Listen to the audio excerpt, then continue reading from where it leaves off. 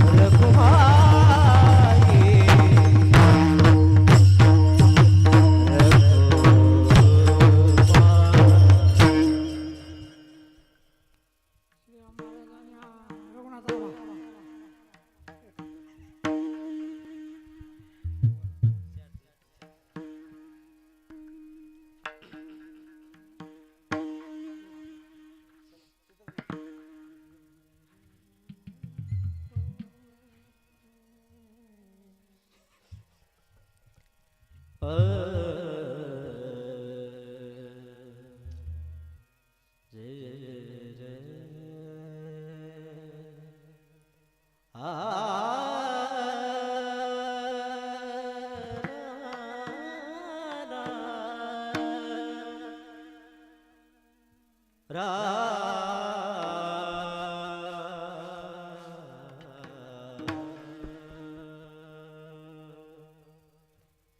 सांगू आता स्वतःचे उपकार काय सांगू आता स्वतःचे उपकार काय सांगू आता अंताचे उपकार काय सांगू आता संताचे उपकार उपकार काय सांगू आता स्वतःचे उपकार काय सांगू आता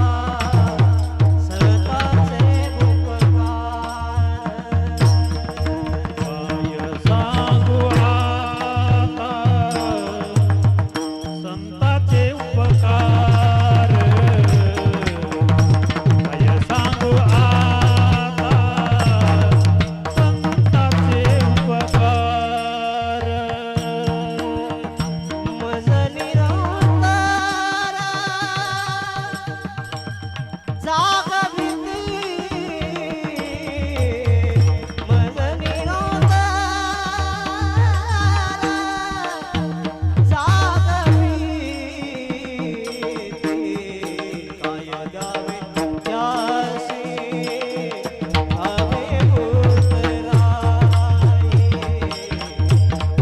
काय द्यावे त्यासी हवे उतराई मज निरंतर जागविशी मज निरंतर जागवी काय द्यावे यासी उतराई काय द्यावे यासी होवे उतराई ठेविता हाताई जिम थोडा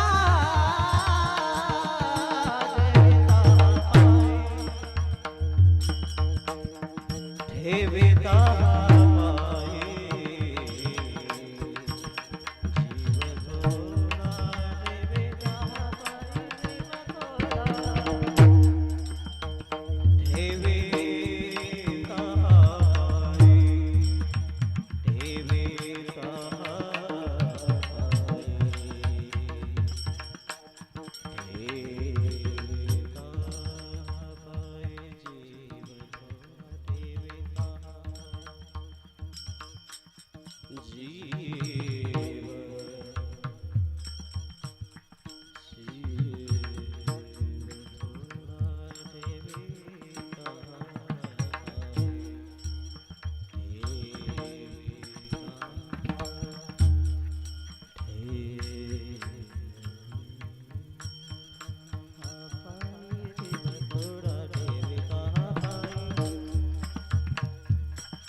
जीव थोडा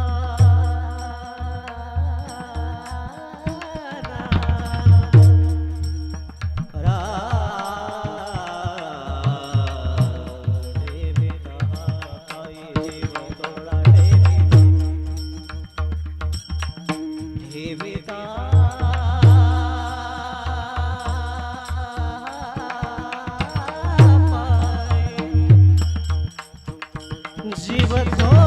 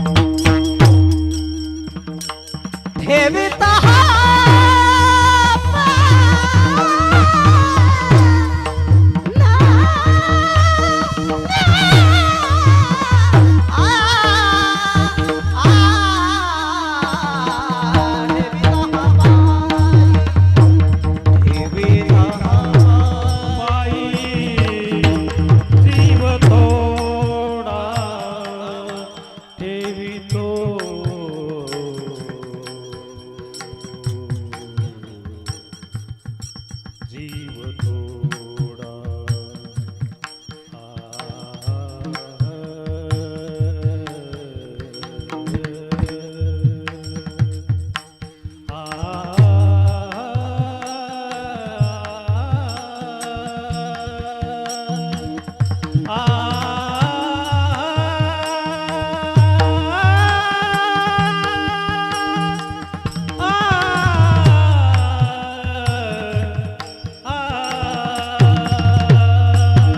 देवी तो हा पायी जीव थोडा जीव थोडा जीव थोडा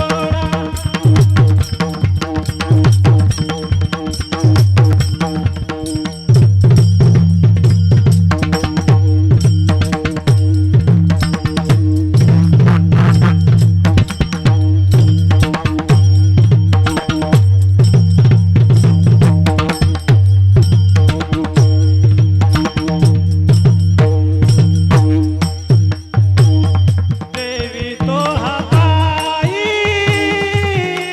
जीव थोडा देवी तो हा पायी जीव थोडा ठेविता हा पायी जीव थोडा ठेविता हा पायी जीव थोडा पाय द्यावे दासी आवे उतराई पाय द्यावे दासी आवे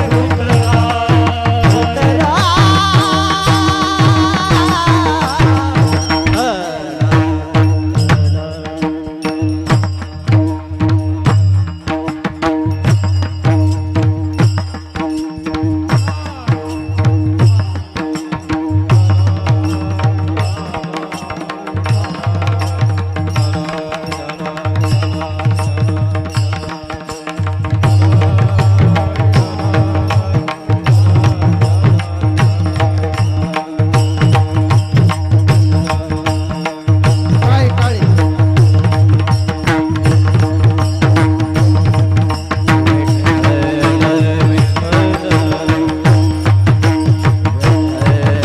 कुंडली कवरदार हरी सीनारे तुकाराम पंढरीनाथ भगवान की जय माऊली ज्ञानेश्वर महाराज महाराज की जय जगद्गुरु तुकाराम महाराज की जय संत एकनाथ महाराज की जय संत गुरुमाता महाराज की जय संत भगवान बाबा की जय बजरंग बली भगवान की जय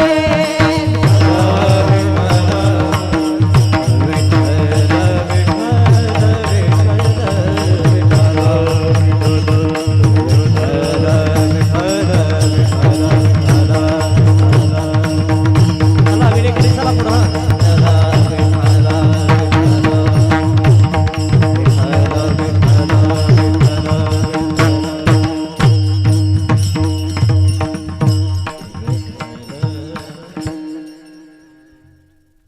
काय सांगू आता संतांचे उपकार काय सांगू आता संतांचे उपकार मज निरंतर जागविती काय द्यावे त्यासी भावे उतराई ठेविता हा पायी जीव थोडा सहज बोलणे हित उपदेश करुणी सायास शिकविती काय द्यावे त्यासी भावे उतराई ठेविता हा पायी जीव थोडा तुका म्हणे वत्स धेनुवेचे चित्ती तुका म्हणे वत्स धेनुवेचे चित्ती तैसे मज येती सांभाळीत काय द्यावे त्यासी भावे उतराई ठेविता हा पायी जीव थोडा विठाला विठाला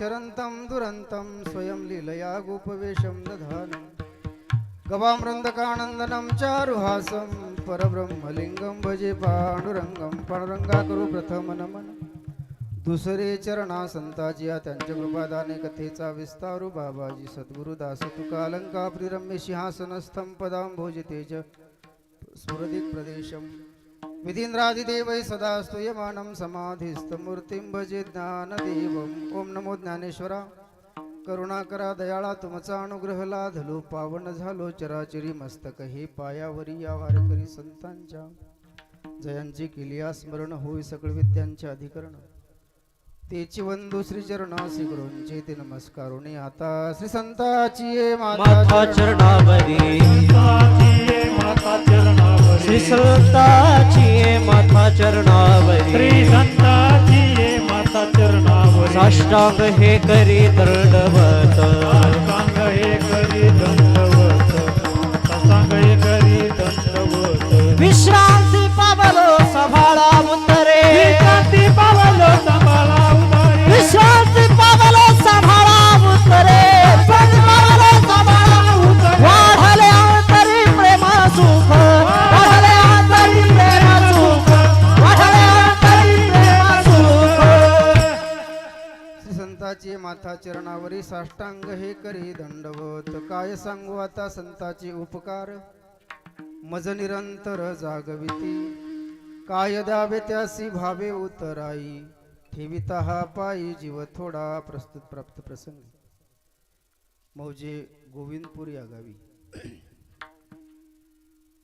11वं वर्ष चालू आहे आपलं या अखंड हरिनाम सप्ताहाचं प्रातस्मरणीय श्री संत भगवान बाबा यांच्या पुण्यतिथीचं औचित्य साधून गेल्या 11 वर्षापासून आपण हा सप्ताह साजरा करत आहात येणारं वर्ष हे आपलं रौप्य महोत्सव आहे विठाला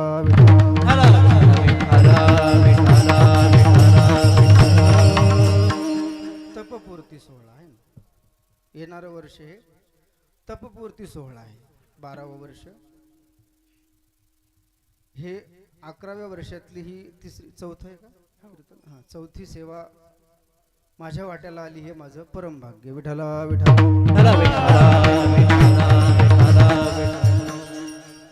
पूर्ण जीवसृष्टीमध्ये भगवंतानी मानवी देह आगळा आणि वेगळा निर्माण केला आगळा म्हणण्याचा अर्थ विशेष असा निर्माण केला की कमीत कमी या देहात आल्यानंतर तरी जीवाला माझ्यापर्यंत येता यावं म्हणून आगळा वेगळा निर्माण केला विठाला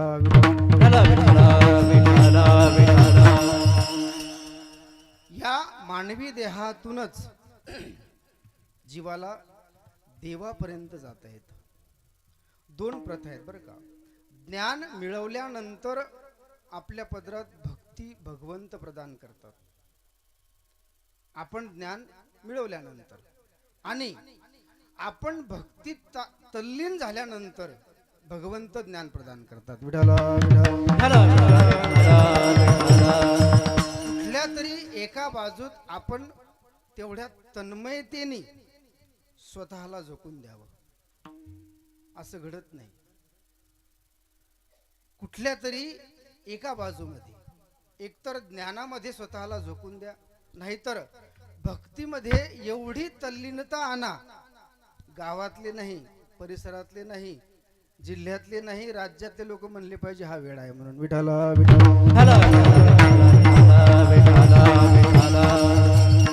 एवढं भगवत प्रेमामध्ये वेड व्हावं लागतं भक्तीत देवाला प्राप्त करून ज्ञान प्रदान करतात भगवंत आपल्याला ज्ञानाने देव आपलासा करून भक्ती प्रदान करतात 2 बाजू आहेत कुठल्याही एका बाजूने जीवाने स्वतःला पूर्णपणे झोकून द्यावं पण असं घडत नाही कारण प्रत्येक व्यक्ती पिंडे पिंडे मतीर भिन्ना म्हटल्या प्रत्येकाची बुद्धी ही वेगळ्या वेगळ्या पद्धतीने चालते सगळ्यांची बुद्धी ही सारखी चालत नाही नवे नवे जेवढी संशोधक मंडळी आहे यांचं तर असं म्हणणं आहे जगातला सर्वात मोठा विद्वान हा आपली बुद्धीची जेवढी क्षमता आहे त्यापैकी 6 किंवा 7% वापरतो. विठाला विठाला जेवढी बुद्धीची क्षमता आहे, जगातला सर्वात मोठा विद्वान, संशोधक घ्या, विचारवंत घ्या, शास्त्रज्ञ घ्या, कुणी घ्या, 6 ते 7% बुद्धीचा वापर करतो. तर एवढ्या जगातल्या उच्च पदाचा कुठल्या संशोधनाचा तो वाटेकरी होतो. आपण तर टक्केवारीतच येत नाही. कळतंय का? कॉफ्या करणाऱ्यांनी फक्त टक्के मिळवावे, टक्केवारीत येत नाहीत. विठाला विठाला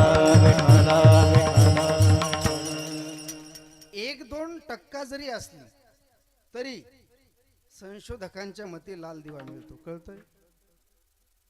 1.5-2% लाल दिवा मिळतो. एका जिल्ह्याचा तो मुख्यमंत्री होतो. विठाला 2% जरी वापरली तरी वापर होत नाही का? योग्य वेळी योग्य मार्गदर्शन मिळालं नाही, त्याचे दुष्परिणाम आहेत. विठाला ज्या क्षेत्रामध्ये जीवानी जाग व्हायला पाहिजे, ज्या काळामध्ये, ज्या क्षेत्रामध्ये, ज्या विषयामध्ये तो विषय, तो काळ, ते क्षेत्र योग्य वेळी त्या जीवाला मिळत नाही, योग्य वेळी त्याचं मार्गदर्शन मिळत नाही, परिणामी त्या विषयाविषयी तो अज्ञानी राहतो, म्हणजे अंधकारात राहतो, परिणामी जागा होत नाही. विठाला अगदी मानव सृष्टीच्या उत्पत्तीपासून ऋषीमुनी मंडळी जीवाला जाग करत आहेत, सामान्य जीवाला जाग करत आहेत. जेवढे हुशार आहेत हे तर भगवंत म्हणतात माझ्यापर्यंत येणारच आहेत. हुशार म्हणजे परमार्थामध्ये म्हणतो बरं का. टक्केवारी जास्त पडली, चांगला मेरिटनं आला, चांगल्या रँकनी मार्क आले, असा नाही हुशार नाही. परमार्थातला हुशार म्हणजे ज्ञानी. असे तर माझ्याकडे येणारच आहेत. ज्या 2 प्रवृत्ती सुरुवातीपासून चालत आल्या, दुष्ट आणि चांगली. दुष्ट प्रवृत्तीचे लोक भगवंताकडे जात नव्हते, भगवंताला मानत नव्हते, आणि चांगल्या प्रवृत्तीचे लोक देवाला मानायचे. कर्म करताना सर्व काही अनुकूल पद्धतीनं करायचे, जे शास्त्राला, देवाला, साधू संताला, ऋषीमुनींना अनुकूल आहे अशी कर्म करायचे, प्लस देवाला मानायचे. आणि दुष्ट प्रवृत्तीचे जेवढे होते, कर्म करताना कसलेही कर्म करायचे, वाईट येऊ चांगलं येऊ सगळे करायचे, प्लस देवाला मानत नव्हते. या दोन्ही प्रवृत्ती सुरुवातीपासून आहेत, ज्या कालही होत्या, आजही आहेत, उद्याही राहणार. आजही कित्येक मंडळी अशी आहे, कर्म चांगली करतात, वाईटही करतात. काही मंडळी अशी आहे, चांगलीच कर्म करतात, वाईटाकडे स्वतःला जाऊ देत नाहीत. असं म्हणायचं, काही टक्क्यातल्या काही पॉइंट मध्ये तरी तो जागा झाला. विठाला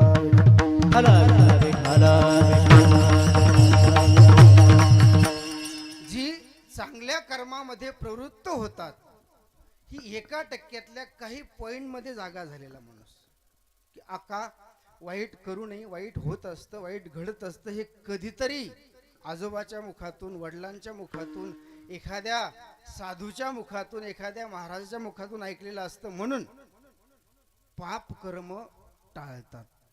कळतंय? भीतीपोटी पाप कर्म टाळतात.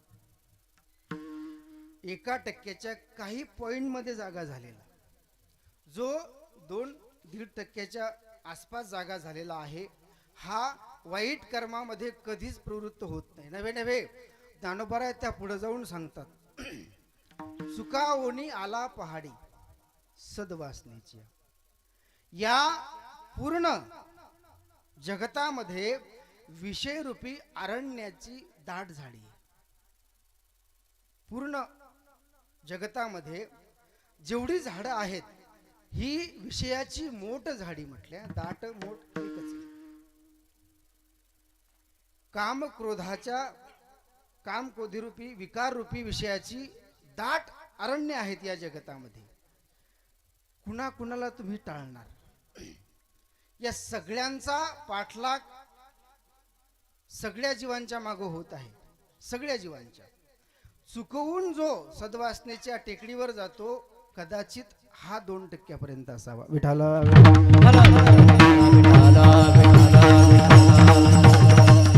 कदाचित 2% असावा. जे अतिउच्च विद्वान आहेत हे 6 ते 7% सांगितले, तरी 96, 94, 95 एवढी टक्केवारीची बुद्धी बाजूला राहते. हे विद्वानांचं मत आहे बरं का. जे या एका इंद्रियाची संशोधन करतात अशा मंडळीचं तत्व आहे की या देशात एवढे विद्वान आहेत, यातील उच्च विद्वान कोण आणि त्याची बुद्धी किती वापरली गेली, किती टक्क्यापर्यंत वापरली गेली. मग 6 ते 7% बुद्धी वापरलेला जर अतिउच्च विद्वान असू शकतो, तर ज्यांची 100% बुद्धी वापरलेली असते, वापरतात अशी मंडळी या भूतलावर खऱ्या अर्थानं जागी झालेली असतात.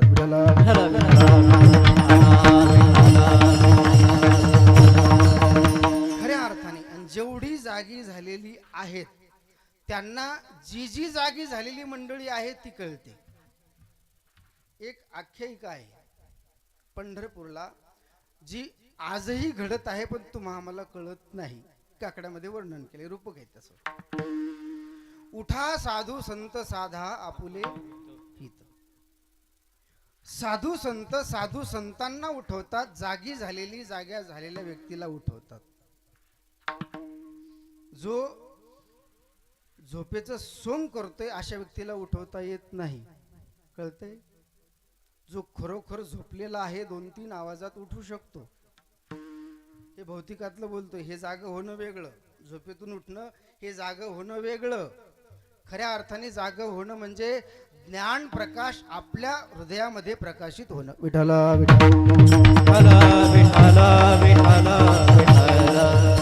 मग ही साधू संत मंडळींना जाग करतात का? हे जागे होऊ शकतात. हे जागेच झालेले आहेत. उठा साधू संत साधा आपुले हित, जाईल हा नरदेह. प्रश्न केलाय बरं का. मग कायचा भगवंत. हा नरदेह गेल्यानंतर हा देह पंचमहाभूतात्मक देह या ठिकाणी ठेवल्यानंतर पुन्हा भगवंताची भक्ती करता येत नाही. मग कैचा भगवंत. सगळी जागी झालेली मंडळी देवाकडे जातात आजही बरं का. ब्रह्म मुहूर्तावर वैकुंठातून ऋषीगण, सुरगण, महर्षी नारद, सनकादिक, महादेव, पार्वती सगळे ब्रह्म मुहूर्तावर पांडुरंगाला उठवण्यासाठी येतात.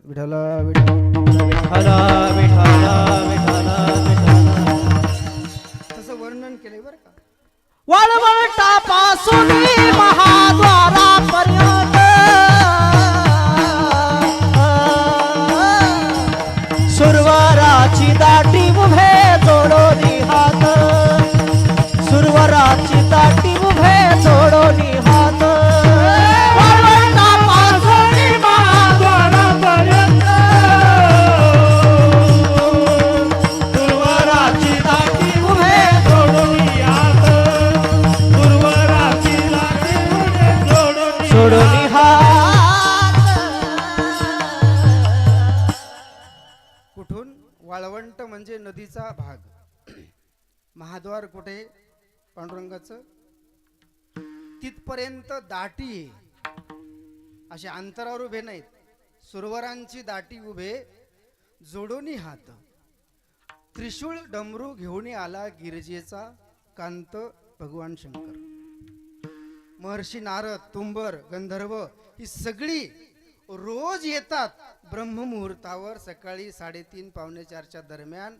पण जी जागी झालेली मंडळी आहेत त्यांना दिसतात, तुम्हा आम्हाला दिसत नाहीत. विठाला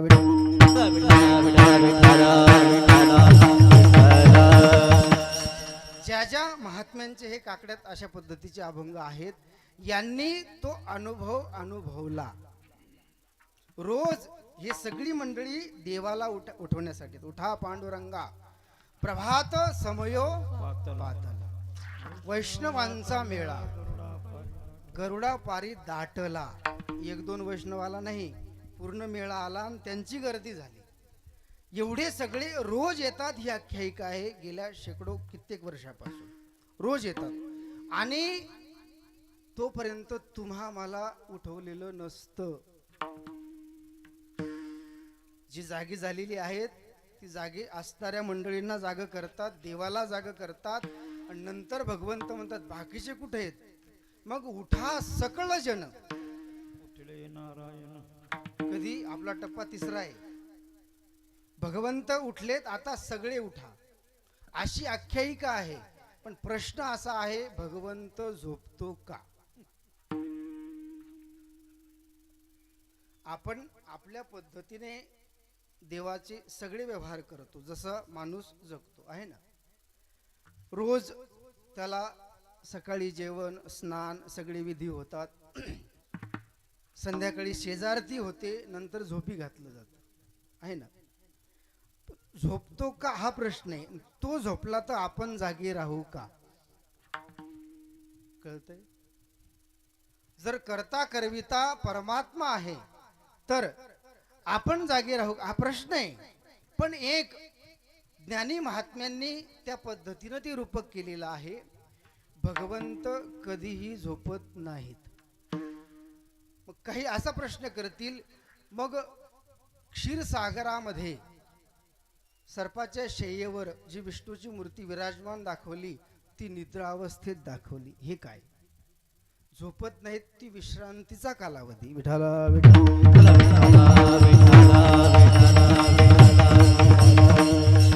झोपत नाहीत. ते झोपले तर इतर जीव जागे राहतील याची शाश्वती नाही. पण गेल्या शेकडो वर्षापासून ज्ञानोबारायांचे शब्द वारकरी संप्रदायातील प्रत्येक महात्म्याला जाग करण्याचं काम करतात. ज्याला ज्ञानेश्वरी हे नाव आहे. प्रत्येक महात्म्याला जाग करण्याचं म्हणजे ज्ञान मिळवण्याचं. ते ज्ञान मिळवून आपण ज्ञान प्रकाशाने जाग होणं म्हणजे खऱ्या अर्थाने जाग होणं. विठाला विठाला ज्ञानोबारायच्या शब्दाचं तुकोबारायांनी ग्रहण केलं. कितीतरी पारायण ज्ञानेश्वरीची त्यांच्या जीवनात घडली. परिणामी या जगाच्या पाठीवर एकच उदाहरण आहे. काळावर तर मात झालीच, नव्हे नव्हे या सगळ्या विश्वाचा करता घेण्यासाठी भूतलावर आला. विठाला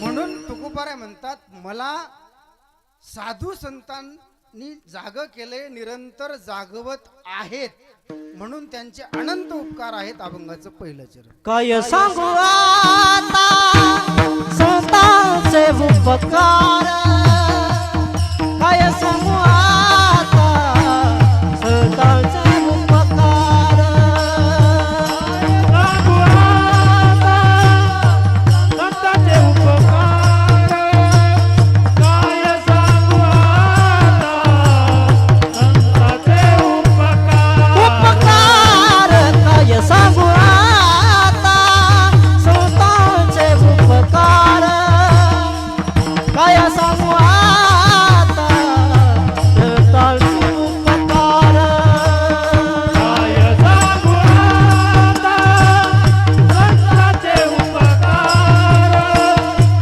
काय सांगू आता संतांचे उपकार. मज निरंतर जागवेती, मज निरंतर जागवेती, मज जागवेती मन निरंतर जागवेती. मज निरंतर जागवेती, मज निरंतर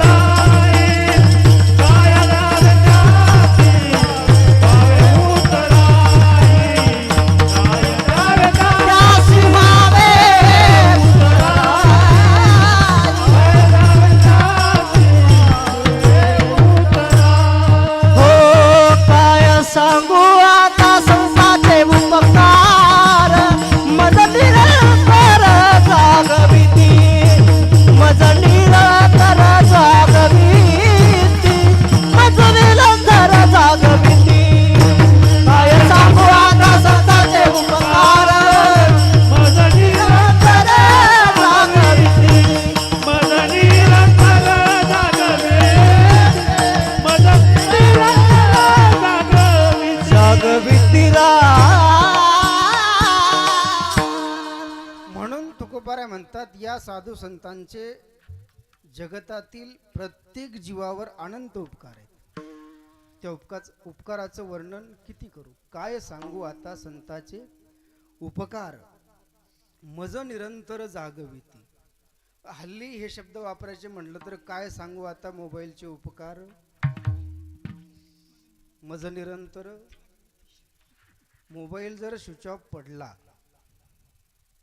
पडू नाही पण पडला, आणि असं कळालं तालुक्याच्या ठिकाणाहून आता 8 दिवस लाईट येणार नाही, येडी होतील ना लोक.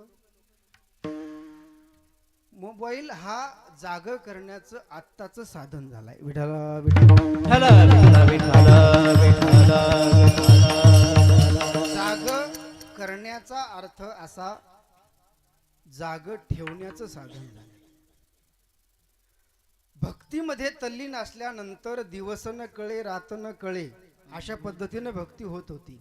आता मोबाईल मध्ये एवढे तल्लीन आहेत, रस्ता कळत नाही. रस्त्याने चालता चालता जर रील बघत निघाले ना, घर मागे निघून जातं, पुढे जातात लोक. जेवढे ऍक्सिडेंट होतात मोबाईल हाताळण्याच्या नादात, ड्रायव्हरने मोबाईल हाताळण्याच्या नादात 20% ऍक्सिडेंट तसे होतात. विठाला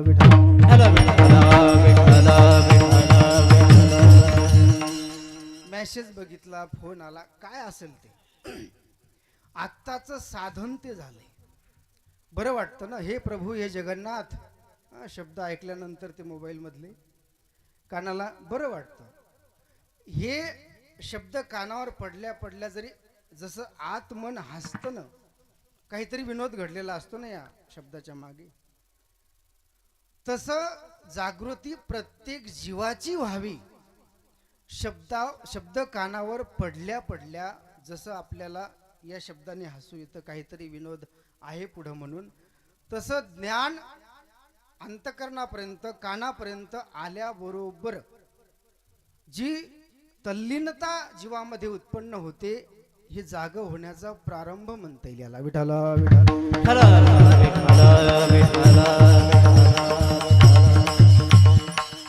ज्ञान आपण लहानपणापासून मिळवतो. जी चांगल्या पदावर गेली त्यांनीही ज्ञान मिळवलंय, जी मध्यम पदावर आहेत त्यांनीही ज्ञान मिळवलंय, जी आज मोल मजुरी करतात त्यांनीही ज्ञान मिळवलंय. जगण्याचं असेल, कुठली विद्या असेल, कुठलं शिक्षण असेल, एखादा कोर्स असेल, अशी वेगळी वेगळी ज्ञानं आहेत. प्रत्येक जण मिळवतो. ज्यांचं जाग आहे परीक्षेच्या वेळी, ज्यांचं ज्ञान जाग आहे परीक्षेच्या वेळी, तोच खऱ्या अर्थाने चांगल्या मार्गाने चांगल्या पद्धतीने उत्तीर्ण होऊ शकतो. विठाला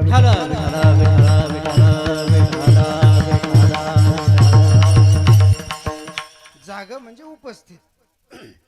आपण वर्षभर शिकतो आणि वर्षभराच्या शिक्षणातून सगळ्या विषयातून एका एका विषयातले 10-15 प्रश्न विचारले जातात. थोडे जास्त असतील किंवा मध्ये जास्तही असतील, पण तेवढेच प्रश्न आपल्याला पूर्ण विषयातून विचारले जातात. तेवढे उपस्थित असले म्हणजे आपला पूर्ण मार्काचा पेपर लिहिला जातो. पण विषय जर तयार नसेल, ते शिकलेला विषय जर अंतःकरणात जागृत नसेल, तर आपण त्या प्रश्नाचं उत्तर लिहू शकत नाही. मग कॉपीचा प्रादुर्भाव होतो, कॉपीचा आश्रय घ्यावा लागतो, कॉपीचा आधार घ्यावा लागतो, तेव्हा उत्तरपत्रिका सोडवता येते. विठाला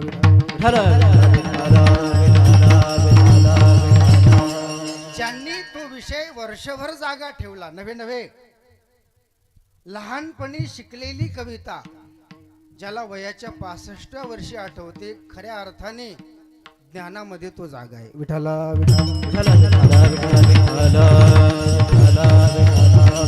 आणि साधू संत अशा पद्धतीने जागे असतात. त्यांना या जन्मातलं मागच्या जन्मातलं नाही, मागच्या युगातलं नवे युग चालू होण्याच्या अगोदरच्या कल्पातलं माहिती असतं. ती जागी मंडळी असतात. विठाला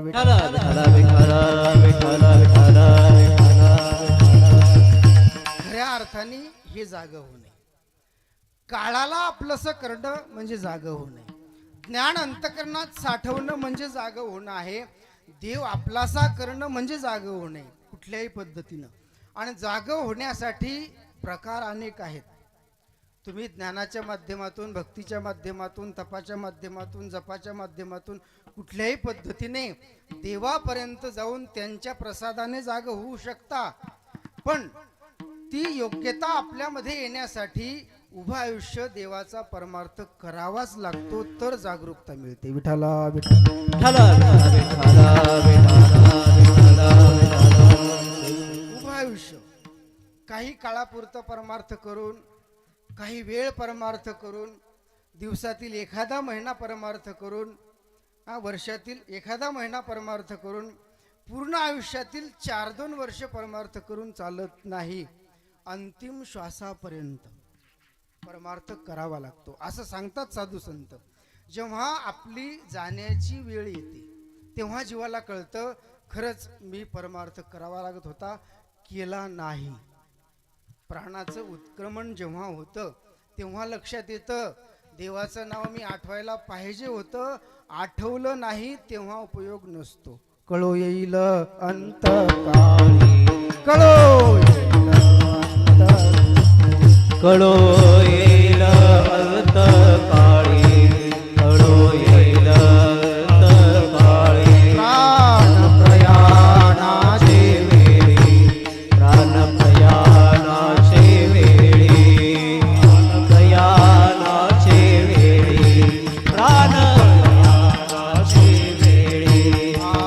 राहाती निराळे, राहाती निराळे, राहाती निराळे, राहाती निराळे. अनपुरे सकळ, रांडापुरे सकळ, रांडापुरे सकळ, रांडापुरे सकळ. येईल अंत काळी, कळो येईल अंत काळी, कळो येईल अंत काळी, कळो येईल अंत काळी.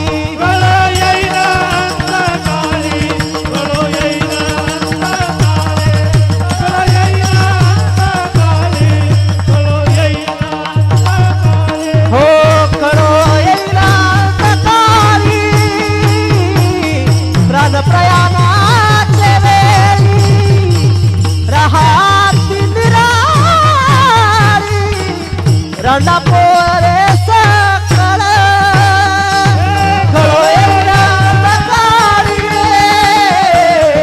प्राण प्रयाणाचे वेळी, राहाती निराळी, रांडापोरे सकळ.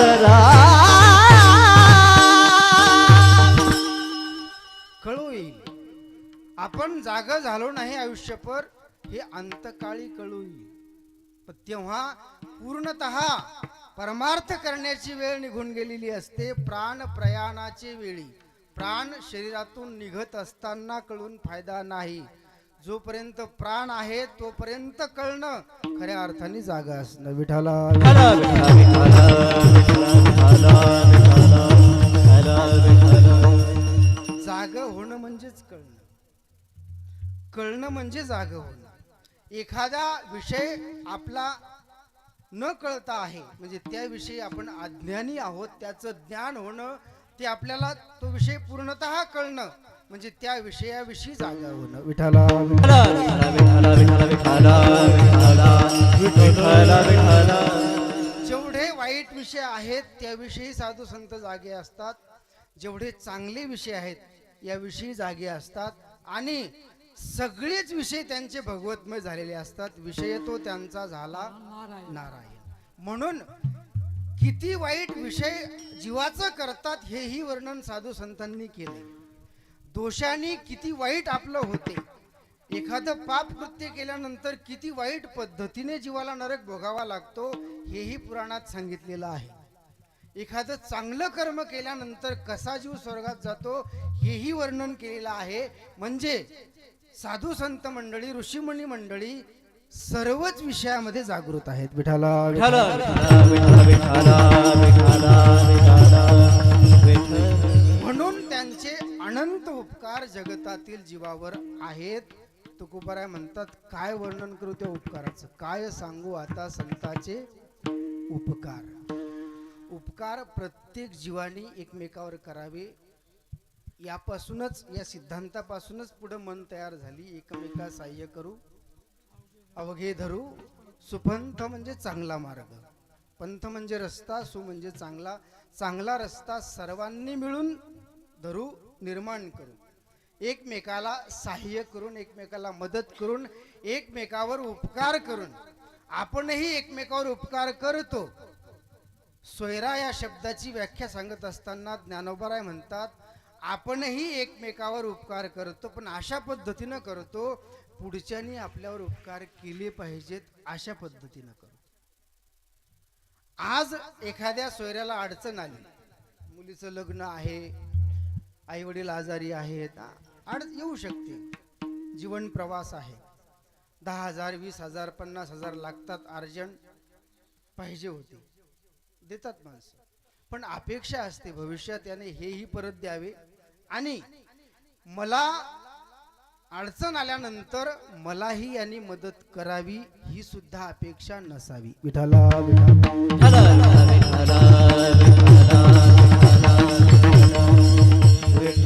उपकार सांगत असताना ही सुद्धा अपेक्षा नसावी की पुढच्यानी आपल्यावर त्या उपकाराची परतफेड करण्यासाठी काहीतरी आपल्याला द्यावं, नसावी. पण ज्ञानोबाराय म्हणतात, सोयरे एकमेकाला मदत करतात आहे ना, एकमेकावर उपकार करतात. स्वार्थी असतात अशा पद्धतीनं ते सांगितले. स्वार्थी आणि उपकरे तयाचे नाम सोयरे. कळतं ना? उपकार करतात पण स्वार्थ दडलेला असा असतो. यांनी परोपकारामध्ये मलाही भविष्यात मदत करावी हा स्वार्थ दडलेला असतो, त्याचं नाव सोयरा. विठाला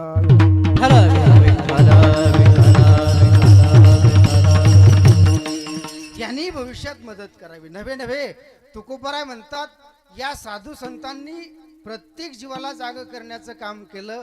मला तर सतत जाग ठेवतच आहेत. मला तर सतत मज निरंतर जाग भीती, मला सतत जाग ठेवलंय. म्हणजे वेळोवेळी त्यांचं मार्गदर्शन योग्य वेळी योग्य त्या ठिकाणी योग्य त्या विषयामध्ये मला मिळत गेलं. म्हणजे मी जागा राहत गेलो, कुठेही अडचण आली नाही. हे मी बोलतोय. काहींना प्रश्न पडेल, मग त्यांच्या चरित्रामध्ये दुष्काळाचं वर्णन केले. त्यांच्या घरात अन्न राहिलं नव्हतं आहे ना. अन्न नसल्यामुळे स्वतःची पत्नी त्यांची मरणाला मुकली, मरण पावली अन्न नसल्यामुळे. पण एक भाग असा सांगितला जातो, एवढी श्रीमंती होती तुकोबारायांची, त्या दुष्काळात जर त्यांनी लोकांवर उपकार करून परतफेड म्हणून जमिनी लिहून घेतल्या असत्या तर तत्कालीन महाराष्ट्रामध्ये फक्त तुकोबाराय श्रीमंत झाले असते. विठ्ठला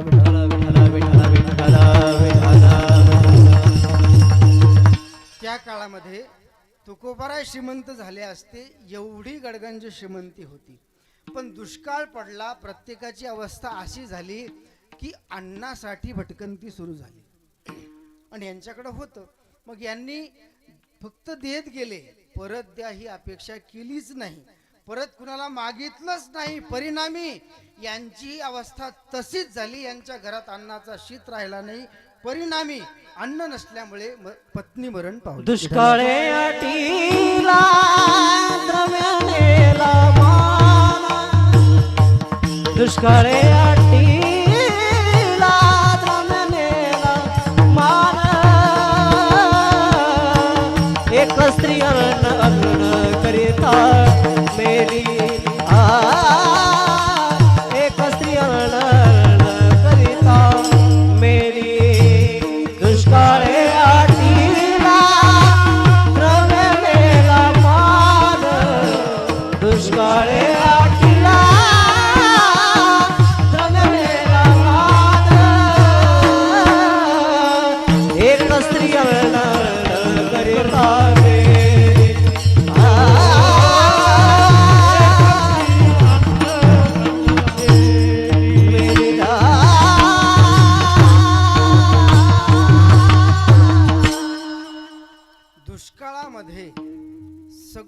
द्रव्य वाटलं गेलं. वाटलं गेलं. द्रव्य यानी मान मिळतो. सब पूछेगे आप कैसे है जब तक आपके पास. जोपर्यंत पैसा आहे कुणीही विचारतो. द्रव्यामुळं मान मिळतो. द्रव्य म्हणजे पैसा. यामुळं मान मिळतो. पण एक भाषात असं बोलताना तुकोबाराय म्हणतात दुसऱ्या पद्धतीनं की जे काही माझं श्रीमंती होती सगळी गेली. खऱ्या अर्थाने पीडा तीच होती. पीडा तीच होती. ती पीडा गेली. पीडा निघून गेली या पडलेल्या दुष्काळाच्या निमित्ताने. आणि मी अखंड शेवटच्या श्वासापर्यंत देवाचं स्मरण करण्यासाठी मोकळा झालो. विठाला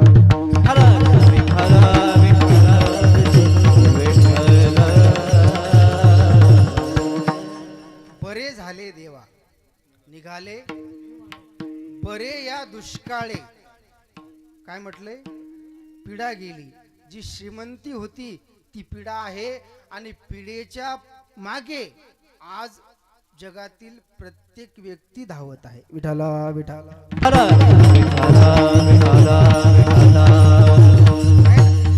प्रत्येक व्यक्ती अहोरात्र जी धावपळ करतो. कशासाठी? श्रीमंत व्हावं म्हणून, 4 पैसे मिळावे म्हणून, 2-4 हजार जास्त मिळावे म्हणून रात्रंदिवस पळतात लोक.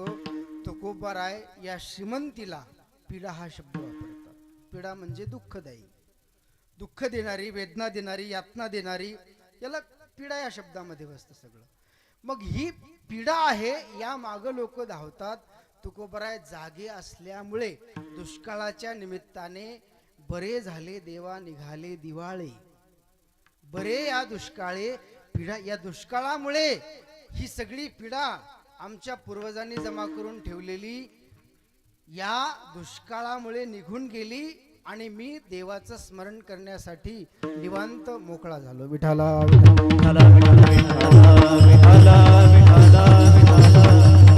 आणि सध्या असं चाललंय की लोक परमार्थ कमी या पिढीच्या मागे जास्त आहेत. नव्हे नव्हे, परमार्थातूनही पिढीची अपेक्षा असते. म्हणजे ही पीडा मिळावी, मला अजून दुःख व्हावं, अजून दुःख व्हावं. यामध्येच लोकांना अधिक आनंददायी वाटतं. नव्हे नव्हे, ज्ञानोबाराय म्हणतात दुःख सतत आवडणं हा लोकांचा स्थायी भाव आहे. विठाला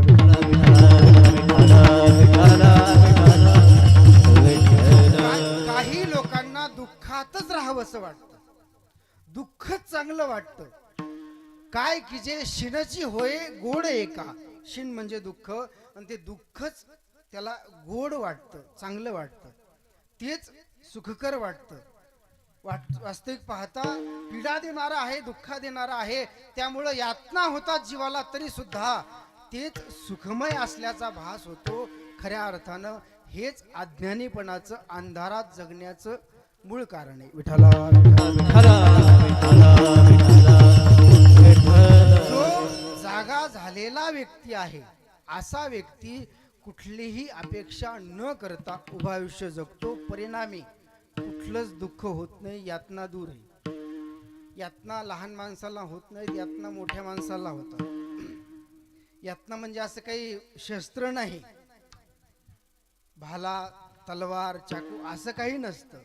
मोठ्या माणसाला जे काही मानसिक दुःख होतात खऱ्या अर्थाने ते यातना असतात. विठाला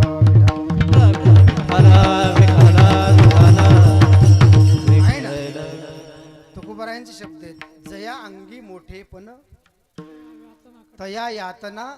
दुःख नाही म्हटलं, दोष नाही म्हटलं, तो पाप कर्म करत असंही नाही म्हटलं. तया यातना साध्या नाहीत, कठीण आहेत. साध्या यातना नसतात, थोड्याफार यातना नसतात, कठीण यातना असतात, ज्या सामान्य जीवांना नसतात. विठाला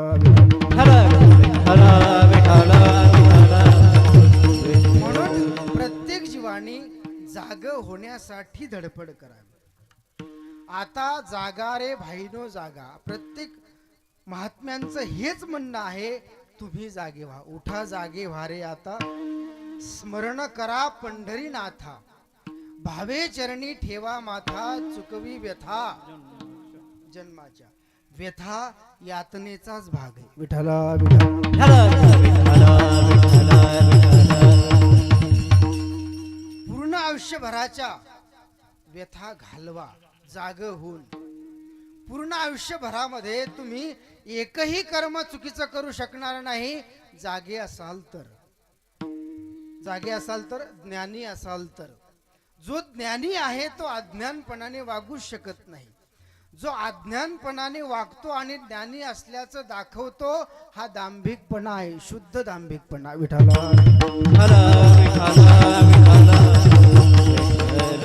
शुद्ध दांभिकपणा आहे की आपण खऱ्या अर्थाने आतून ज्ञानाने प्रकाशित झालेलो नाही, पण जगताच्या दृष्टीने चार लोक आपल्याला मान देतात, चार लोक मानतात, मोठं मोठं म्हणतात, तुम्ही महान आहात, तुम्हाला बरंच काही कळतं, हात दाखवला तरी भविष्य सांगता, जमिनीतलं पाणी सांगता, अशा असतात काही लोकांची श्रद्धा बसते.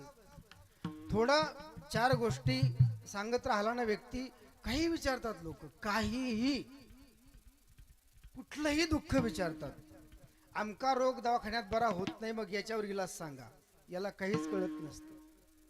पण एक चार लोकांनी मान दिल्यामुळं त्याला कळल्याचा भास होतो, मी जागा असल्याचा भास होतो. हे फार भयानक आहे बरं. भास होणं फार भयानक आहे. सत्तेमध्ये जेवढी आहेत ना ही सगळी भासयुक्त असतात, म्हणून पुन्हा सत्तेत येण्यासाठी तडफडतात. विठ्ठला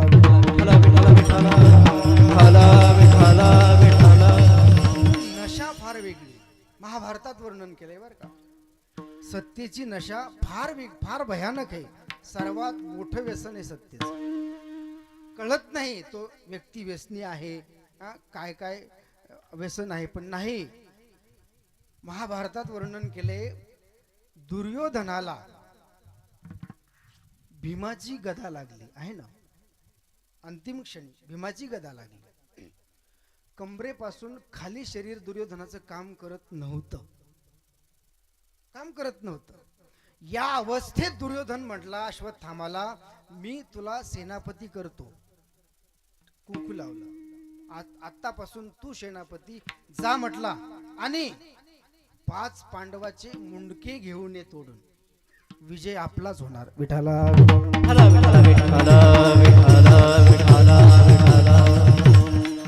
सत्तेची नशा आहे. पूर्ण जीवन राजे या पदामध्ये घालवलं आणि आताही अर्ध शरीर कमरेपासून खाली कुठलंच क्रिया करत नाही, तरी सुद्धा दुर्योधन म्हणतो, अश्वत्थामा तुला सेनापती करतो, सगळी सूत्र तू चालव, फक्त 5 पांडवाचे मुंडके माझ्याकडे घेऊन ये, विजय आपलाच पक्की. आणि हे अशा पद्धतीनं क्रूर कर्म घडलं. आपण आतापर्यंत ऐकत आलो, महाभारताचं युद्ध हे धर्मयुद्ध होतं आहे ना. सूर्योदयापासून सूर्यास्तापर्यंत हे युद्ध चालायचं, म्हणजे फक्त दिवसा आहे ना. जेव्हा द्रौपदीच्या 5 मुलाची मुंडके तोडली गेली तेव्हा मध्यरात्र होती. विठ्ठला विठ्ठला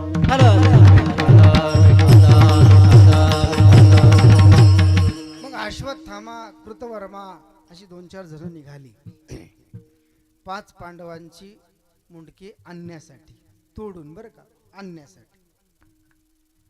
मध्यरात्री गेली आणि इकडं पांडवाच्या सैन्यामध्ये आता दुर्योधन मृत्युमुखी पडला असेल.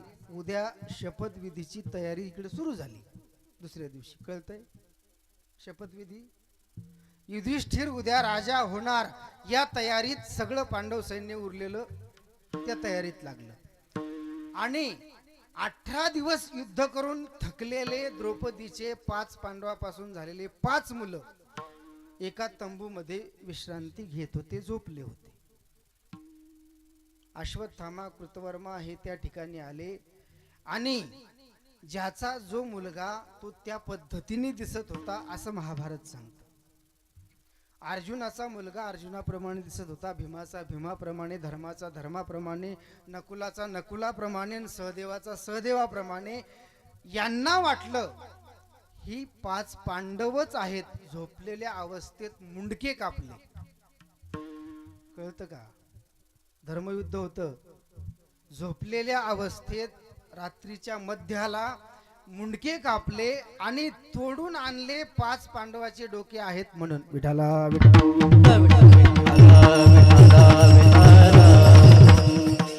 आणि इकडं लगेच मेसेज पाठवला, डीजे लावा, गुलाल एकत्र करा.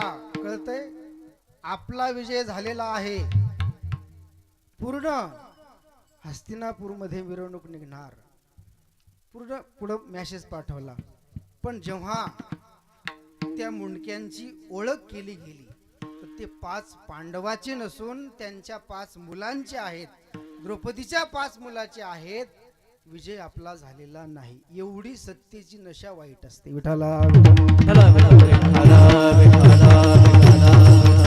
पण आपण नेहमीच बघतो आता त्या पदावर जाण्यासाठी कोण कुठल्या थराला जातो हे आपण जवळून बघतो. आता प्रत्येकाकडे मोबाईल आहे, तो विस्तार इथं नको. पण एवढी सत्तेची नशा वाईट असते. हे जाग होणं नाही, अंधारात घालणं आहे. विठाला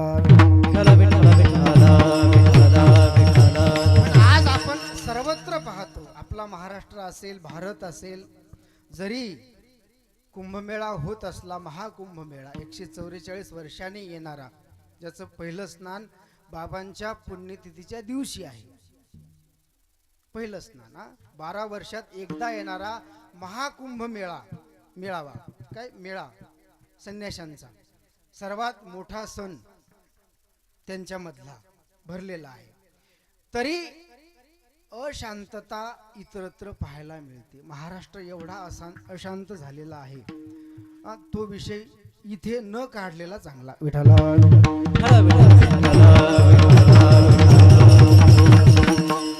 सर्वत्र अनाचार वाढलाय, भ्रष्टाचार वाढलाय, अजून बलात्कार वाढलेत, लोकांचं वागणं वेगळ्या पद्धतीनं सुरू झालं. हे सगळी लक्षणं कशाची आहेत माहिती का? जाग नसण्याची लक्षणं आहेत. विठाला जी मंडळी जागी झालेली आहे, जी जागा होण्याच्या प्रयत्नात आहेत, यांच्या हातून असे दोषात्मक कर्म घडू शकत नाही, चुकीचं वागणं घडू शकत नाही. जिथं ज्ञानेश्वरीचं अध्ययन केलं जातं, जिथं तुकोबारा अभ्यासले जातात, जिथं भागवत अभ्यासलं जातं. आज जिजाऊची जयंती आहे ना, स्वामी विवेकानंदाची जयंती आहे. आपल्या या 12 जानेवारी या दिवशी दोन्ही वीरांची जयंती आहे. ज्या मातेने भागवत कथा सांगून आपला पुत्र घडवला, छत्रपती शिवराय, राम कथा सांगून आपला पुत्र घडवला, छत्रपती शिवराय, त्या मातेची आज जयंती आहे. मग आपल्या पुत्राला लहानपणीच जागं केलं. माझ्या नवऱ्यांनी इतर राजांची गुलामगिरी जी केली, ती वेळ माझ्या मुलावर येऊ नये म्हणून लहानपणी जिजाऊने आपल्या मुलाला जागं केलं. विठाला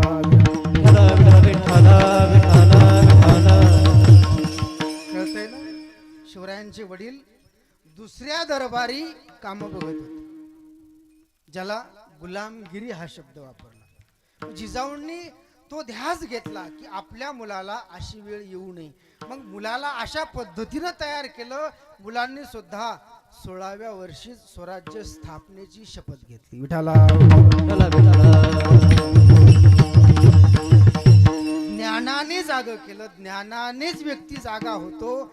ही ज्ञान सांगण्याची उणीव आज मोठ्या लोकात कमी झाली, आणि ज्यांनी ग्रहण करायला पाहिजे त्यांची कमी झाली. म्हणून जी बाहेर क्रूरता ऐकायला मिळते, पाहायला मिळते, टीव्हीच्या, मोबाईलच्या, पेपरच्या माध्यमातून, ही जाग नसल्याची उणीव आहे, जाग नसल्याची ती लक्षण आहेत. की ही मंडळी ज्ञानाविषयी, त्या विषयाविषयी जागरूक नाहीत, अज्ञानी आहेत, म्हणून वाईट कर्मामध्ये त्वरित प्रवृत्त होतात. विठाला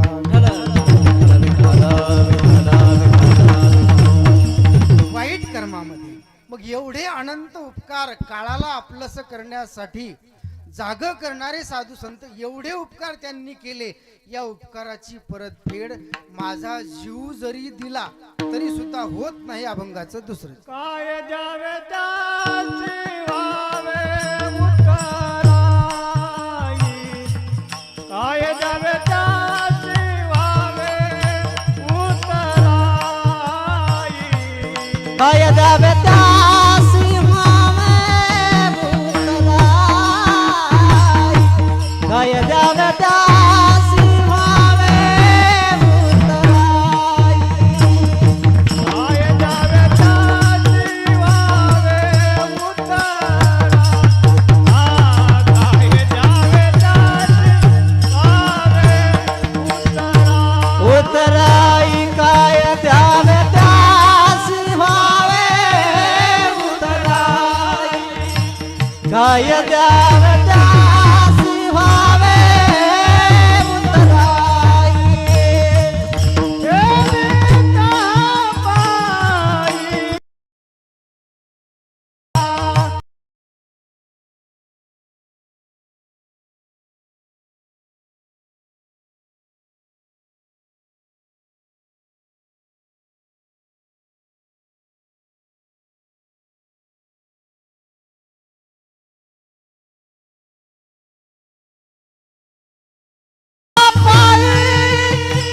जीव थोडा ठेवी तो हा पाय, जीव थोडा काय द्यावे त्यासी व्हावे उतराई, काय द्यावे त्यासी व्हावे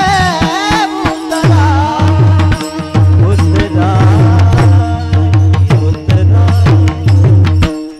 त्या उपकाराची परतफेड करण्यासाठी काय द्यावे, त्या साधू संतांना काय द्यावं म्हणजे उपकाराची परतफेड होईल. जीव जरी दिला तरी होत नाही.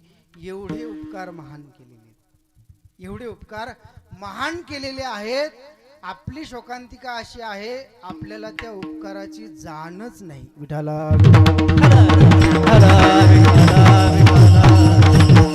एवढे महान उपकार केलेले आहेत याची जाणच नाही. तुकोबरायांना ती जाण झाली म्हणून ते म्हणतात ठेविता हा पायी जीव थोडा. त्यांच्या पायावर जीव जरी ठेवला तरी थोडा आहे. एवढे उपकार महान आहेत. मग जी जागी झालेली मंडळी आहे यांच्या सहज बोलण्यामधून जे शब्द बाहेर पडतील हे जगाच्या हिताचेच असणार. यांच्या बोलण्यातून अहित कधीही होत नाही. जागे झालेल्या मंडळीच्या बोलण्यातून अहित कधीही होत नाही. आणि जे काही शब्द वाक्य बाहेर पडले हा जगतासाठी उपदेश असेल. सहज बोलणे हित उपदेश, सहज बोलणे हित उपदेश. आणि हे मेहनतीने प्रयत्नाने सायासाने करून शिकवतात. करोनी सायाशे शिकविती म्हटले. फक्त सांगत नाहीत, शिकवतात. गुरुजींचं सांगणं असतं विद्यार्थ्याला का शिकवणं असतं? शिकवणं असतं. गुरुजींचं शिकवणं असतं. विद्यार्थ्याला वाटलं त्यांनी आपल्याला सांगितले. सांगलेलं ऐकलं वेगळं आणि शिकवलेलं ऐकणं वेगळं आहे ना. शिकवणं यासाठी असतं की पुढचा परीक्षार्थी हा शिक्षितच व्हावा, हे शिकवणं असतं. आणि सांगणं असं असतं, ऐका नाही तर नळी फुंकली सोनारे आहे ना, इकडून तिकडे गेले वारे. या पद्धतीने सांगण्याची क्रिया असते. ऐकायचं का नाही, ऐकायचं का नाही हे स्वातंत्र्य प्रत्येकावर असतं. पण विद्यार्थी शिकत असताना शिकवणारे गुरुजी असतात, त्यांनी शिकलंच पाहिजे. मग इथं शिकवणारे साधू संत आहेत, सायास करून शिकवणारे आहेत. करुणी सायासे शिकविती. मेहनतीने प्रयत्नाने ज्या पद्धतीने ऐकेल त्या पद्धतीने सांगणारे आहेत. जसं त्याला समजेल त्या पद्धतीने सांगणारे आहेत. एकच सिद्धांत वेगळ्या वेगळ्या पद्धतीनं सांगणारी पुराणं आहेत. एकच सिद्धांत, देव आपलासा करणे. प्रत्येक आध्यात्मिक ग्रंथाचा हाच सिद्धांत आहे. विठ्ठला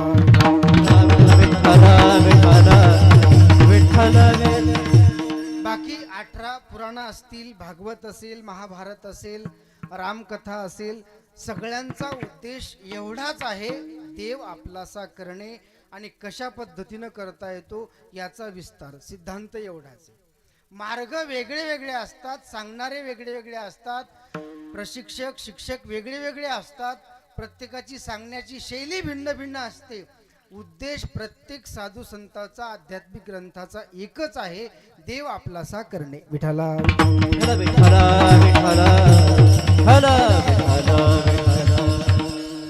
पण हे शिकतं कोण? प्रत्येक जण ऐकतात, शिकलेलं विसरत नाही, ऐकलेलं विसरत. कधी काळी ऐकलं होतं असं ध्यान करून दिलं तर लक्षात येतं, पण जी शिकलेली गोष्ट आहे ती विसरली जात नाही. शेवटच्या श्वासापर्यंत ते स्मरणात राहतं. त्या विषयाविषयी शिकल्यामुळं व्यक्ती जागा होतो. विठ्ठला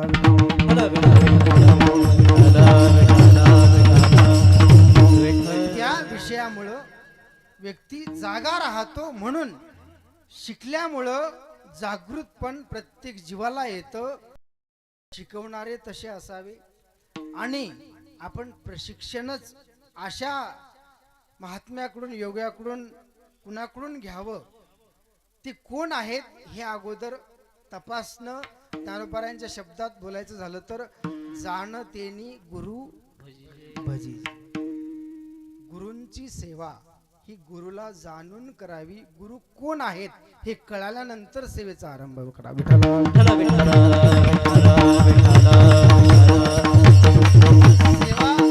सेवा निश्चित करावी. तुकोबाराय म्हणतात, तुका म्हणे संत सेवा हेची देवा उत्तम. देवाला फार प्रिय आहे. माझ्या भक्तांची सेवा करतात हे देवाला आवडतं. देवाला फार आवडतं की माझ्यावर प्रेम करणाऱ्यांची ही सेवा करतात. मंडळी सामान्य असतील, काही कळत नसेल ज्ञानाचं, पण इथं परमार्थाचा प्रवेश हा सेवेतून सांगितलाय. येथ सेवा हाची दारवंठा. परमार्थाचा प्रवेश, भक्ती मिळण्याचा प्रवेश, ज्ञान मिळण्याचा प्रवेश सेवेतून सांगितलाय. म्हणून सेवाभाव प्रत्येकाच्या अंतःकरणात जागृत ठेवण्याचं काम ज्ञान करतं. विठ्ठला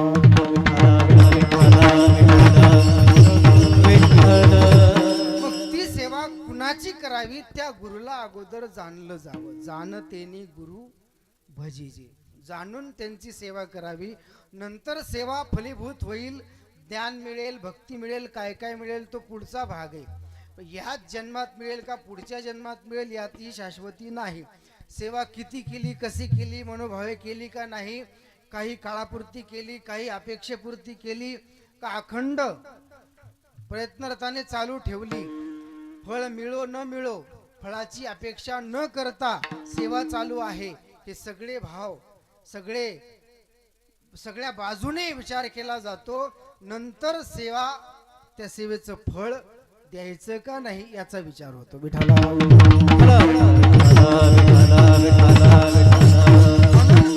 जागी झालेली जी महात्म्य आहेत यांच्या सहज बोलण्यातून जगतासाठी उपदेश बाहेर पडतो. यांच्या सहज बोलण्यातून कुणासाठीही शब्द निघू द्या, ते त्या जीवाच्या हिताचा असेल. त्या जीवाला आवडो न आवडो, कळतंय ना? त्या जीवाला आवडो न आवडो, त्या जीवाची भविष्यवाणी त्याने ठरवलेल्या जीवन प्रवासाच्या उलट दिशेनं जर महात्म्याने सांगितलं असेल तर त्या जीवाला वाटू शकतं या महात्म्यांनी मला शाप दिलाय, आहे ना, की मी अशा पद्धतीनं ठरवलेलं आहे माझा जीवन प्रवास, आणि हे वेगळंच काहीतरी सांगतात. म्हणजे माझ्या जीवनाला, माझ्या आयुष्याला या महात्म्यांनी शाप दिला. शाप वगैरे काही नसतो. मग काहींना प्रश्न पडेल, जे पूर्वी शाप दिले गेले नंतर उशाप दिला, एवढ्या जन्माने एवढ्या वर्षाने तुझा शाप फिटला जाईल आहे ना. जो गोकुळामध्ये शाप होता, हा दगडाची बाई झाली, हा शापातून मुक्त झालेले. हे सगळे जे आपण ऐकतो, शाप वगैरे काही नसतो, झालेल्या चुकाचा तो परिणाम असतो.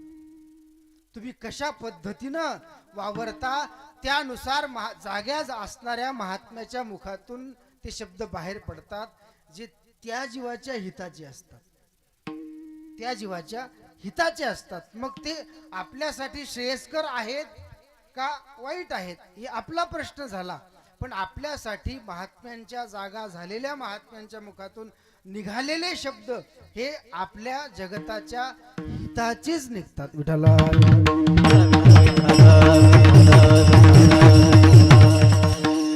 ज्ञानोबरायांनी वर्णन केले, एकतर जागे झालेली महात्मे बोलतच नाही. कित्येक महात्म्यांनी मौन धरले, नाहीत बोलत. का? देवाविषयी जागा झालोय आणि या प्रपंचाविषयी बोलण्यासारखं काहीच नाही म्हणून मौन धरले. काहीच नाही बोलण्यासारखं. यांना कितीही सांगितलं तरी हे ऐकणारे नाहीत. तुकोबरायांचे शब्द आहेत, किती सांगो तरी नायकती शिवी दिली बरं का, बटकीचे म्हटले. पुढे भविष्यामध्ये सिंदळीचे रडतील म्हटले. विठ्ठला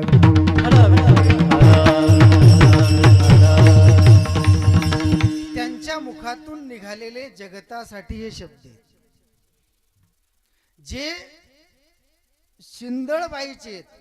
फार विस्तार यात एवढा वेळ नाही आपल्याकडं. जे व्यभिचारातून जी संतान उत्पन्न झाली ते भविष्यात रडतील हे उद्गार आहे. आणि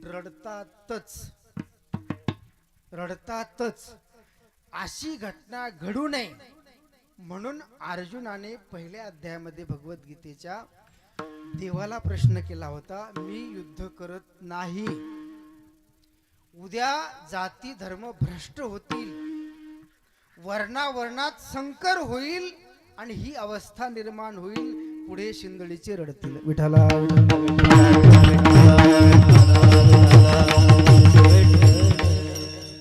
हे निर्माण होईल. जे व्यभिचारातून संतान निर्माण झालेली आहे. आता शहरातली लोक म्हणतात, कोण बघते जात, कोण बघते धर्म, आहे ना, कुणी कुणाची करतं, कुणी कुणाची करतं, कुणी कुणाचा करतो. हे चालू आहे शहरामध्ये. अजून ग्रामीण भागात ही प्रथा एवढी रूढ झालेली नाही. पण आपले जेव्हा शहरात जातात तेव्हा तीही त्याच पद्धतीने वावरायला सुरुवात करतात. परंतु जी भारतीय समाजशास्त्राची पद्धती आहे ती त्याच पद्धतीनं जर चालली तर जीवनभर आनंददायी प्रत्येक जीवाला जगता येतं. नाहीतर पुढे शिंदळीचे रडतील.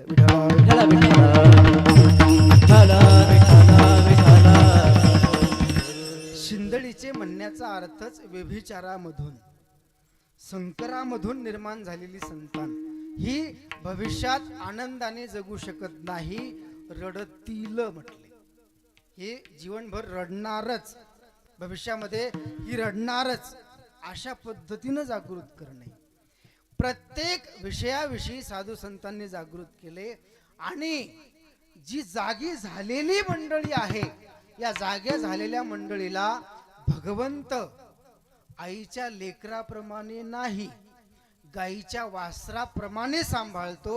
साधू संत सांभाळतात अभंगाचं शेवटचं चरण. तुका म्हणे वस तेनुवेचे चित्ती, तुका म्हणे वस तेनुवेचे चित्ती, तुका म्हणे वस धेनुवेचे चित्ती, तुका म्हणे वस धेनुवेचे चित्ती, तुका म्हणे वस धेनुवेचे चित्ती, तुका म्हणे वस धेनुवेचे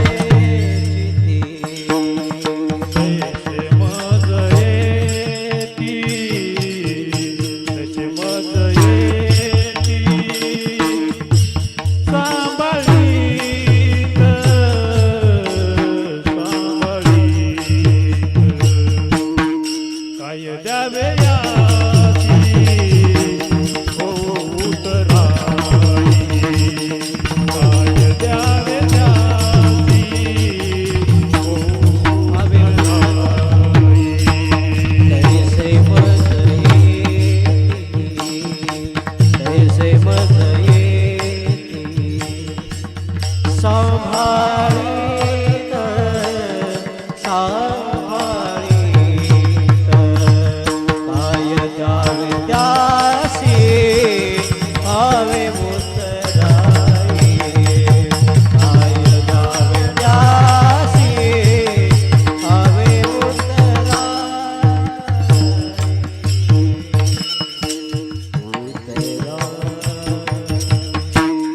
तुका म्हणे वत्स धेनू वेचे चित्ती. गाय ज्या पद्धतीनं वासराला सांभाळते त्या पद्धतीनं साधू संत जागी झालेली मंडळी जागे असणाऱ्या जीवाला सांभाळतात. इतर जीवाला सांभाळतीलच याची शाश्वती नाही. पण एक साधू संतांनी असं सांगितले, ज्ञानोबरायांनी असं सांगितले की प्रत्येक जीवाला सामावून घेण्याची क्षमता साधू संतात आहे, देवात नाही. देव वाईट वागणाऱ्या व्यक्तीचा संहारच करतो हे सांगितले. भक्ता राखे पायापाशी, या भक्ताला जवळ घेतो आणि जेवढे दुष्ट आहेत, वाईट वागणारे आहेत, अशा जीवाला नष्टच करतो. ही देवाची कार्यप्रणाली. परंतु साधू संत सगळ्यांना सांभाळून घेतात, सगळ्यांना सांभाळतात. विशेषतः जी जागी होण्याच्या प्रयत्नात आहेत, जागी झालेली आहेत, यांना गाय जशी वासराला सांभाळते या पद्धतीनं प्रत्येक जीवाला सांभाळतात. मग काहींना प्रश्न पडेल, लेकुराचे हित वाहे माहुलीचे चित्त आहे ना, असंही वर्णन केले तुकोबारायांनी. ऐसी कळवळ्याची जाती करी लाभाविन प्रीती. अशा पद्धतीनं कुठलाही त्रास न वाटू देता आई लेकराला सांभाळते आहे ना. रात्र किती हो, मुलगा थोडा जरी रडण्याची सुरुवात केली, आई जाग होते. मग तेवढ्या रात्री त्यानं घाण करो काही करो सगळी स्वच्छता करते. मग तरी सुद्धा आईचं उदाहरण न घेता तुकोबारायांनी गाईचं का घेतलं असा प्रश्न काहीला पडू शकतो. जर जागे होण्याच्या प्रयत्नात असाल तर विठाला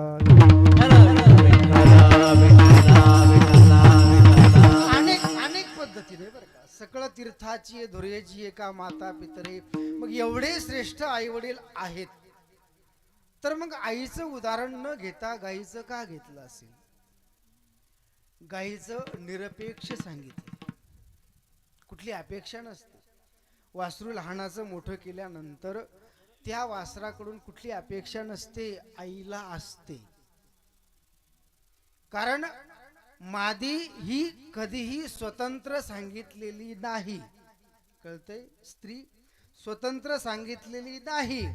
लहानपणी मुलीला बाप सांभाळतो. विशेष वयात आल्यानंतर लग्न करून दिलं जातं, नवरा सांभाळतो. उतार वयामध्ये मुलांनी सांभाळावं. स्त्री स्वतंत्र कधीही नसते आणि राहू नये. आता स्वतंत्र निघाल्या आणि त्याचे परिणाम भयंकर पाहायला मिळतात. विठाला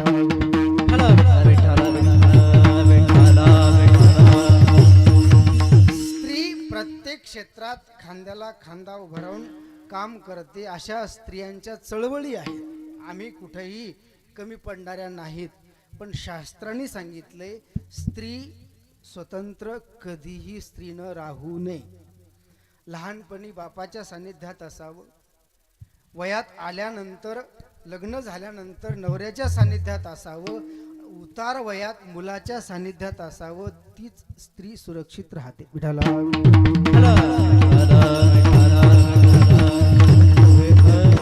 स्वतंत्र स्त्रीची सुरक्षित बाबतीत गॅरंटी नाही. शास्त्राने सांगितले राहू नये, डेअरिंग करू नये, काही न केल्या काहीचं काय झालं, हे अनेक प्रकरणं आपल्याला ऐकायला मिळतात. म्हणून यदा कदाचित मुलाकडून आईला अपेक्षा राहत असल्यामुळे, जन्मदात्रीला अपेक्षा राहत असल्यामुळे तुकोबरायांनी बाईचं उदाहरण, आईचं उदाहरण न घेता गाईचं उदाहरण घेतलं. गाय वासराला ज्या पद्धतीनं सांभाळते त्या पद्धतीनं साधू संत सर्व जीवांचा सांभाळ करतात. विठाला आणि जी जागी झालेली मंडळी आहे त्यांच्यासाठी तुकोबाराचे शब्द आहेत, मागे पुढे उभार आहे सगळ्यांच्या नाही. जी जागे होण्याच्या तयारीत आहेत, जागे झालेले आहेत, ज्यांची जागरूकता परमार्थाविषयी ज्ञानाविषयी बहुतांश वाढलेली आहे, यांचा सांभाळ परमात्मा करतो. मग काही ठिकाणी असंही प्रमाण ऐकायला मिळतं, सकळ जीवाचा करीतो तुझं मोकलीला ऐसे, हा तुला एकट्याला सोडून दिल असं नाही, सगळ्यांना सांभाळतो. हे ठीक आहे. चोराला ज्ञानही तोच देतो आणि त्या चोराला पकडण्यासाठी पोलिसांना ज्ञानही तोच देतो. बोला आता कळतंय? चोर चोरी करतो, त्याला चोरी करावीशी वाटते, परिस्थिती असेल, पोटासाठी असेल, त्याचा शोक असेल, त्याचं व्यसन असेल, तो भाग निराळा. चोर चोरी करतो त्यालाही ज्ञान देवाच्या मार्फतच मिळतं, त्याला पकडलं पाहिजे. मग सगळे पुरावे गोळा करून कुत्र्याच्या साह्याने काय काय सगळ्या व्यवस्थेने पोलीस यंत्रणा जाते, चोराला पकडते, त्यांनाही ज्ञान भगवंतच देतो. मग चोर वाईट कर्म करतो, पोलीस चांगलं कर्म करतात, हे आपल्या दृष्टीने आहे ना. दोघाची कर्म योग्य आहेत असं मी म्हणतोय. मग चोरी कर्म योग्य आहे हे तुम्हाला पटेल? त्याला बुद्धी कोण दिली? देवानच दिली ना. सगळ्याला बुद्धी जर देवच देतो तर मग वाईट कर्म करणाऱ्यांना स्वतःची बुद्धी वापरली असं म्हणता येईल का? दुर्योधनाने प्रश्न केला, शेवटचे 5 मिनिट राहिले. दुर्योधनाने देवाला प्रश्न केला होता.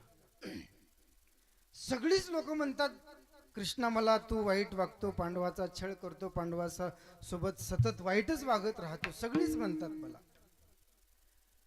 तुला माहिती का म्हटले, आम्ही 100 कौरव आणि 5 पांडव एकाच गुरुजीकडे शिकलो, द्रोणाचार्याकडे. एकाच गुरुजींनी आम्हाला ज्ञान दिले. मग आम्ही ज्ञानात कमकुवत आहोत, पांडव ज्ञानात तरबेज आहेत असं नाही म्हटले. आम्ही तेवढंच ज्ञान ग्रहण केलं, त्यांनी तेवढंच ज्ञान ग्रहण केलं, पण मी चुकीचं वागतो हे मलाही कळतं. मला जाणवतं कधी कधी की बरीच लोक म्हणतात दुर्योधनात चुकलं, दुर्योधनात चुकलं. कशामुळं हे घडते हे मला कळत नाही, पण ज्यामुळं घडते ते तू सुधरव. भगवंत म्हटले माझ्याकडून शक्य नाही, ते स्वातंत्र्य प्रत्येक जीवाला दिले. विठाला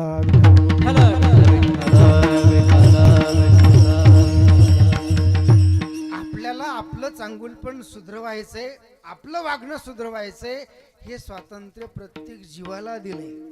बाकी महात्मे मंडळी, साधू संत मंडळी फक्त मार्गदर्शन करू शकतात की या मार्गाने चालल्यानंतर योग्य दिशेने चालल्याचा अनुभव होईल एवढं सांगू शकतात. चालावं प्रत्येकाला लागतं, आम्हाला चालावं लागतं. म्हणून प्रत्येक जीवानी जाग होण्याचा प्रयत्न करावा. जाग होऊन आपलं आयुष्य, उर्वरित आयुष्य, राहिलेलं आयुष्य आनंदाने जगण्याचा प्रयत्न करावा. विठोबा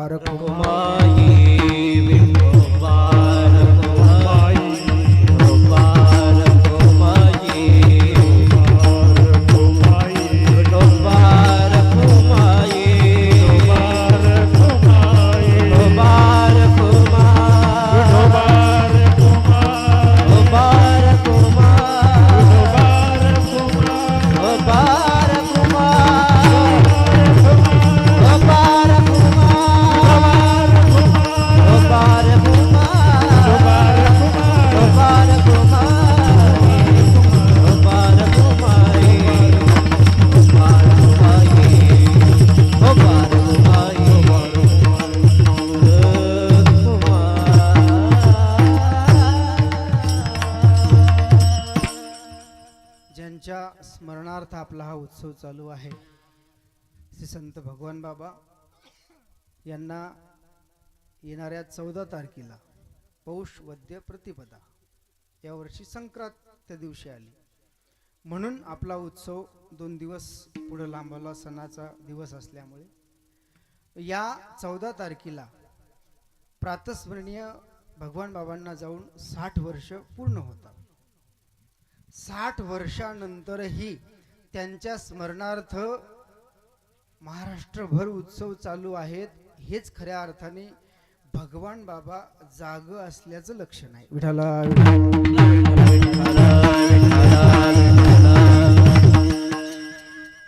ते स्वतः तर जागे होतेच. एक प्रसंग सांगतो 2च मिनिटात त्यांच्या जीवनातील. आरंभी जेव्हा गीते बाबाच्या दिंडीमध्ये पंढरपूरला गेले,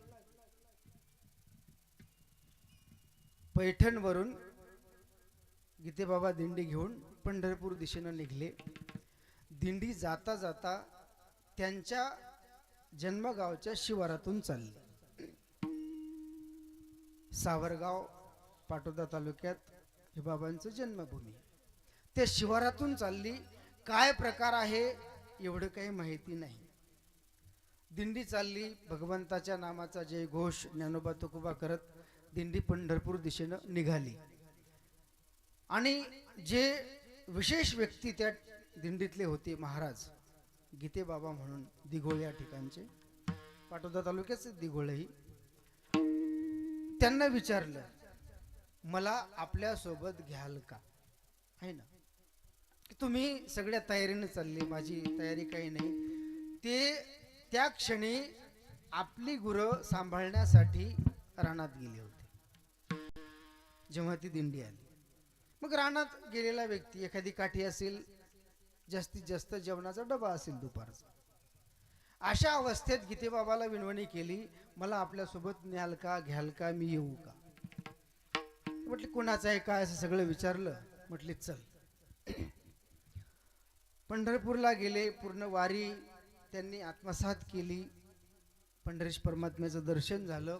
परत आल्यानंतर भगवान बाबा, लहानपणचं नाव त्यांचं आबा, ते आबा घरी गेले नाहीत, मारुतीच्या मंदिरात थांबले. त्या दिंडीतच त्यांना जागेपणाच्या लक्षणाची चाहूल लागली. घरी तेव्हा येतो घरातल्या सगळ्या व्यक्तींनी माळी घालाव्या, पवित्र तुळशीच्या माळी घालाव्या, तर मी घरी येणार. मग 5 भाऊ होते, यांच्या व्यतिरिक्त 5 भाऊ होते आणि आई वडील. सगळ्यांना सांगितलं माळी घालत असाल तर मी घरी येणार, नाही तर इथंच मारुतीच्या मंदिरात थांबणार. किती दिवस थांबणार? कितीही दिवस थांबणार. का? जागेपणाच्या लक्षणाची चाहूल तेव्हापासून त्यांच्या जीवनात पाहायला मिळाली. बाकी भविष्यात तर त्यांनी ज्ञानेश्वरी वाचली, सगळ्यांना ज्ञात आहे, बैसुनी पाण्यावरी वाचिली ज्ञानेश्वरी. हे जागेपणाची सगळीच लक्षणं आहेत. कळसावरून उडी मारणं काय, शिखरावरून उडी मारणं काय, ही जागेपणाची लक्षण. कोण नाही धाडस करू शकत. कोणी एखाद्याला म्हटलं असं कर, तू जा शिखरावर आणि 50 फुटाच्या शिखरावर मार उडी, नाही मारू शकत. पूर्ण जागेपणा माहिती होता, अनुभूती होती. म्हणून गुरूंचा शब्द शिरसावंद्य मानून शिखरावर चढले भराभरा आणि उडी मारली. काहीच झालं नाही हे बघण्यासाठी हजारोनी लोक नारायणगडावर होती. विठाला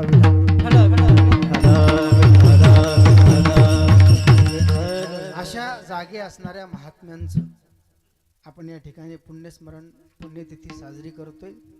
ज्या तिथीला देह ठेवला त्या तिथीला पुण्यतिथी म्हणतात. म्हणून पुण्यतिथी 14 तारखेला आहे.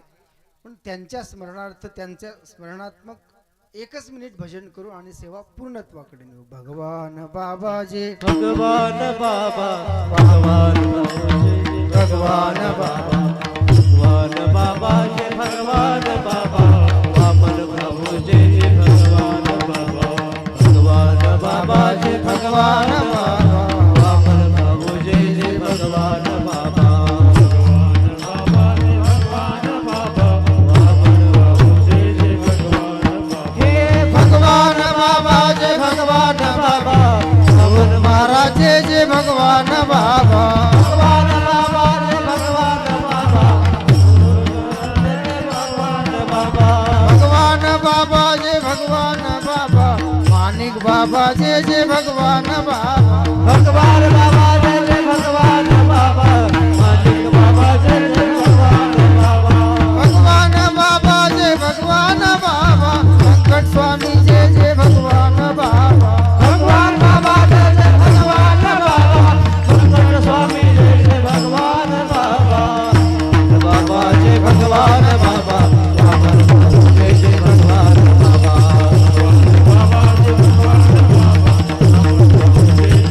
ओ भगवान बाबा जय भगवान बाबा वामन प्रभु जय जय भगवान बाबा वामन प्रभु जय जय भगवान बाबा भगवान बाबा जय भगवान बाबा वामन प्रभु जय जय भगवान बाबा भगवान बाबा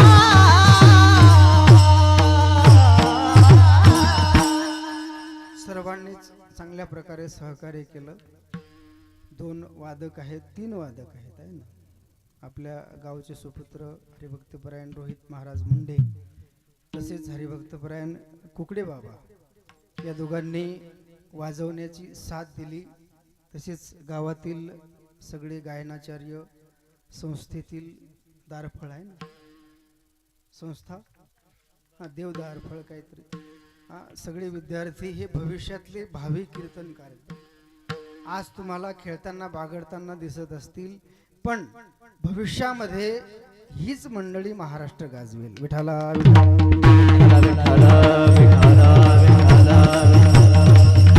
अगदी अतिशय छान वातावरण आहे. सर्वांनी शांत चित्ताने श्रवण केलं.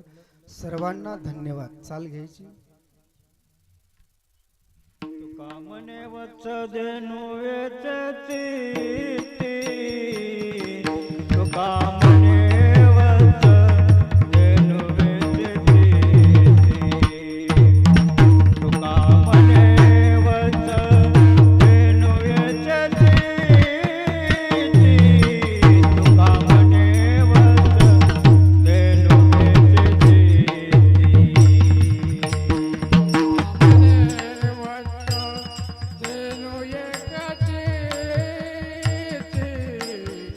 कामने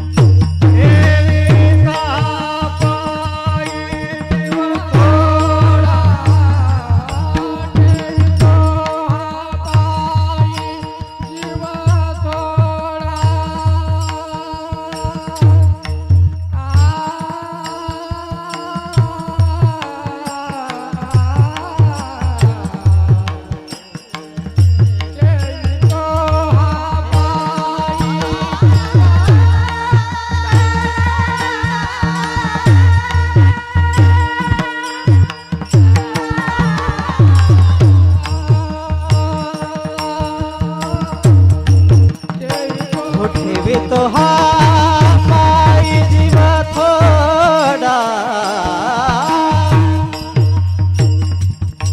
ठेवितो हा पाय जीव थोडा ठेवितो हा पाय ठेवितो हा पाय ठेवितो ठेवितो हा पाय जीव थोडा ठेवितो हा पाय जीव थोडा जीव थोडा जीव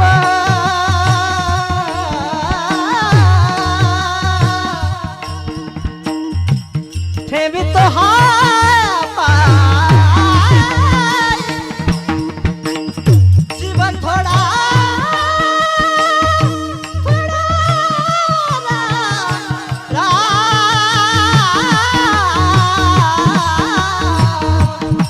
ठेवितो हा पाय जीव थोडा ठेवितो हा पाय जीव थोडा काय द्यावे त्यासी व्हावे उतराई काय द्यावे त्यासी व्हावे उतराई काय द्यावे त्यासी व्हावे उतराई काय द्यावे त्यासी व्हावे उतराई